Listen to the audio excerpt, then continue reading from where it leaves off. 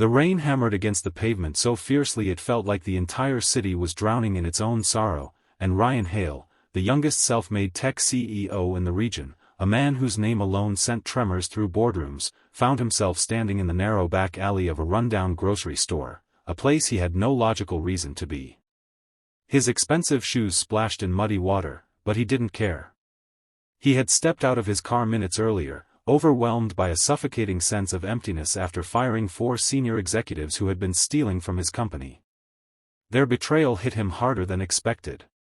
He needed air, needed distance from the polished glass towers and suffocating pressure, and so he walked, letting the rain soak through his $1,000 suit. But even the cold couldn't numb him as much as the sight he stumbled upon. A little boy, thin, shivering, no older than 7, was struggling against an elderly store clerk who was trying to snatch a torn grocery bag from his hands. "I told you already," the clerk said sharply. "You can't take this without paying." The boy clung harder, knuckles white, eyes wide with fear and desperation. "Please don't take our food, my mom is sick," he whispered, and his voice cracked in a way that didn't match any child Ryan had ever known. It wasn't defiance. It was pleading. Broken. Ryan froze. For the first time in years, something inside him cracked open like fragile glass. This wasn't his world. He was used to dealing with sharks in suits, not starving children begging in alleys. The boy's hair was soaked, sticking to his forehead, and his small body trembled violently as he clutched the bag. A loaf of bread stuck out from the torn opening, along with a dented can of soup. Nothing expensive. Nothing luxurious. Just survival. "Kid, I'm sorry," the clerk muttered, softening slightly. "Rules are rules." The boy shook his head, terror widening his eyes. "My mom hasn't eaten since yesterday. She's too sick to walk. I thought I could bring her something." Hearing that was like a knife twisting in Ryan's chest. He had been that child once, the one who had watched his own mother skip meals so he could eat, the one who learned too young what hunger did to people. He swallowed hard, forcing down memories he thought he'd buried beneath success, money, and ambition. The clerk tugged again. The boy did too. The bottom of the bag finally gave way, and the contents spilled across the wet concrete, bread rolling toward Ryan's foot, an apple bouncing away, the soup can clanging against the metal dumpster. The boy gasped, diving to gather the food, panic etched across his face as if each item was a lifeline he couldn't afford to lose. Without thinking, Ryan knelt beside him. The alley lights flickered, illuminating the scene, the billionaire on his knees next to a starving child. "Hey," Ryan said softly. The boy froze, staring up at him with big, wet eyes. Fear. Shame. Hope. All tangled together. "What's your name?" Ryan asked. Eli, he whispered, hugging the soggy loaf of bread to his chest. "Eli," Ryan repeated gently, as if the name itself carried weight. "Why is your mom sick? Do you live nearby?" Eli nodded, blinking rapidly. "She has a fever. She coughs a lot. She tried to go to work but she fell. She told me not to leave the house but I had to." His lip quivered. "She needs to eat." Ryan's throat tightened. He turned to the clerk. "Give me a minute." The clerk sighed.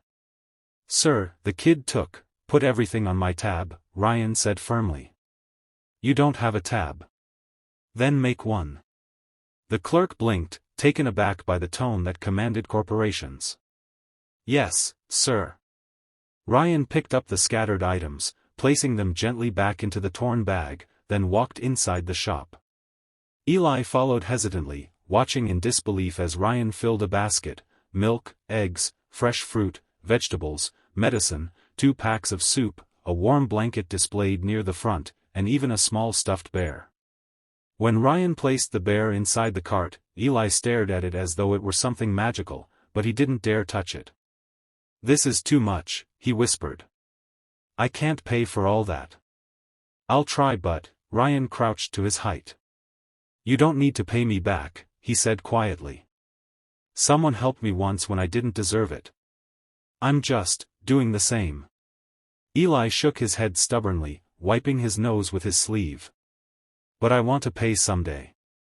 I don't want you to think I'm a thief. Those words pierced Ryan's heart more than anything else had. I won't, he said. Not ever.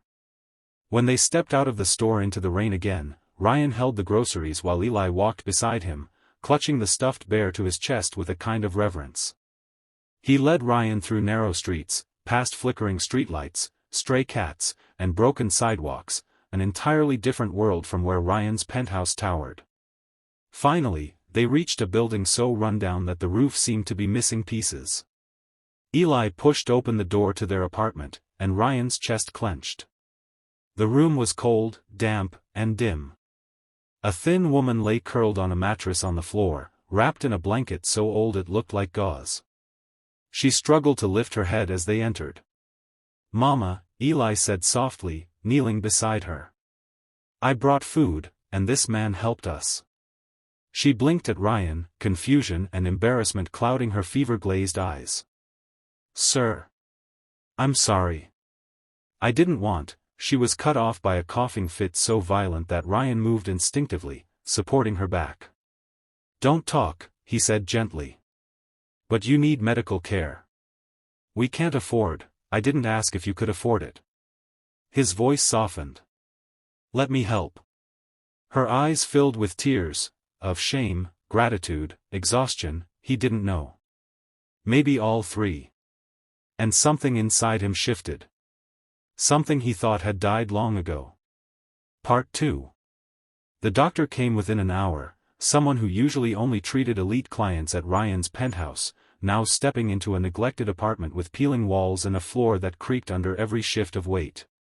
He examined Eli's mother, Mia, with careful precision. Pneumonia, he concluded sternly. Severe dehydration. Malnutrition. If she had waited another day, he didn't finish. He didn't have to. Eli's small hand gripped Ryan's suit jacket in fear, and Ryan placed a reassuring hand over it, surprising even himself. "She's coming with me," Ryan said immediately.